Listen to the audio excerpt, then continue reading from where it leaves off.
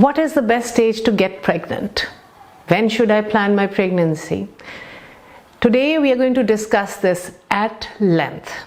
With more and more young ladies working and delaying their pregnancies, they're still scared what the future holds for them. So why is it important to talk about this?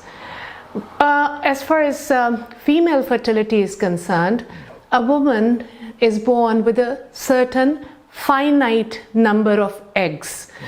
A lot of eggs are recruited in every cycle. One egg then leads, and that is the one that will become pregnant if it happens in that cycle. So in every cycle, many follicles are used up. At menopause, the reserve of these follicles, these eggs, becomes zero, and that's when the lady stops menstruating or getting pregnant. So there's a window from the start of periods to the end of periods, decades of a woman's life when she could get pregnant. But what is the optimum time to get pregnant? 20 to 25 years is thought to be the optimum time where you're most likely to get pregnant when you initially start trying. You're more likely to stay pregnant, have less miscarriage and other problems, and also the issues of pregnancy like high blood pressure or diabetes and all are lesser if you get pregnant in this age. Mind you, getting pregnant very early, like 16, 18, can have its own set of problems. So this is the optimum age. So why is there an optimum age? I've talked about the reserve decreasing, the number of eggs decreasing, and by 33, 35, they're still good. But after that, they decrease a little more rapidly in the population of our country and this region. So what else happens? The quality of the eggs also decreases. The quality of egg decreasing means that there are more chances of genetic abnormalities in the fetus. So if the pregnancy continues and there is no miscarriage, then in the older ladies, the chances of medical problems also increases, like high blood pressure, diabetes, etc.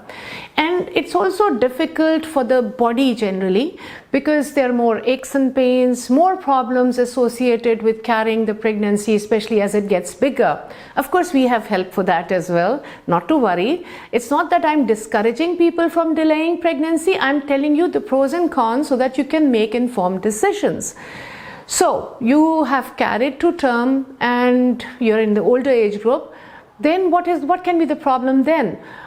At the time of delivery, the chances of landing in a cesarean are more because though you have carried the pregnancy to term, your bones and your ligaments are not as soft. The pelvis needs to expand by millimeters to deliver a baby, and sometimes it doesn't. And so there's a chance that even during labor, you may end up in a cesarean.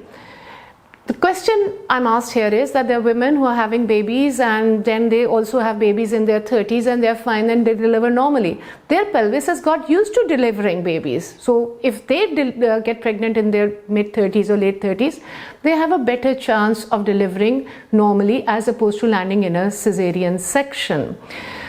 So if you are planning to delay your pregnancy, you have to keep these things in mind. In case of male issues, age has less of an impact because there are millions of spermatozoas. So they still need to be checked, but delaying fertility does not impact men as much. If you know that you're going to delay having a baby, it's best to see your doctor. And why would you do that? You check your ovarian reserve, meaning what number of eggs may be left in your ovaries and how much delay can you afford to have. There are tests. We do an ultrasound at the second day of periods where we count the number of eggs or number of follicles that can produce good quality eggs. We count them on each ovary. And we also look at other abnormalities which may actually have shown up later in life, like maybe fibroids uterus or similar. issues. And then once we see the follicles on day 2, which is the antral follicular count, we also give you a test called anti-Mullerian hormone, AMH. It also gives us an idea of how much reserve you have left. In those cases where the reserve is good, we can reassure a patient that, all right, give it time, it's all right, you can delay your fertility for a period of time, but let's do this every year. And if at any time we feel that the number of follicles available on second day of periods is less, or the anti-Mullerian hormone AMH is less, we can offer them egg freezing. And if it's a couple and they want embryo freezing, we could do that for them as well, so that we can put the embryos back when they are ready. Egg freezing versus embryo freezing. The quality of embryos that are formed from the eggs that are frozen and then thawed is maybe not as good and not as successful as the freezing of embryos, and then when they are thawed and put back, the results are much better. That's how much we know so far. So if you have a good ovarian reserve and you want to wait and your doctor has given you the go ahead to wait, then what can you do in the meantime to make sure that you have a good quality of egg reserve? You can make lifestyle changes and they absolutely work. Trust me. Getting enough exercise, which means a combination of cardio, weight, stretches, yoga, Pilates, just get in the exercise. Look after your diet. The Mediterranean diet is supposed to be the one that works best for fertility because it has supposed to have omegas as well as vegetables as well as other stuff, and lots of fruit, not juices mind you, they just add more calories, but fruit with fiber, smoothies, that kind of thing. Then get enough sleep. Sleep is absolutely the key because that's when your eggs actually recover from the stresses. And I'm not talking about the mind stress, I'm talking about the environmental stresses as well, the toxins as well. So sleep is important. And as far as toxins are concerned, hydration is important. You take enough water, your kidneys flush out the toxins. One thing exercise also does for the toxins is if you are sweating, then you can actually get rid of a lot of the toxins. That's how saunas work as well. So look after your health and do all the right things.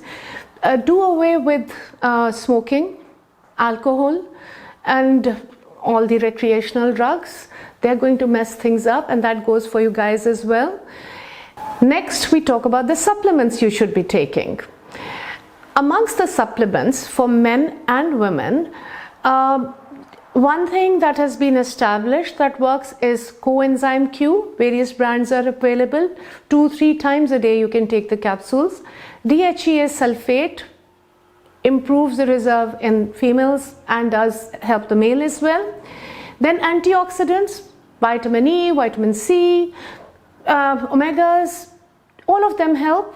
And in herbal medicine, ashwagandha, moringa powder, they're all supposed to help. So if I'm giving you a list of supplements, it'll be a combination of allopathic and herbal supplements, a long list for the young lady and a shorter list for the young man, so that they can safely and without any fear or anxiety delay their pregnancy, and inshallah without any help they would be able to get pregnant. So my final answer to the question when you should get pregnant is whenever you're ready. Thank you.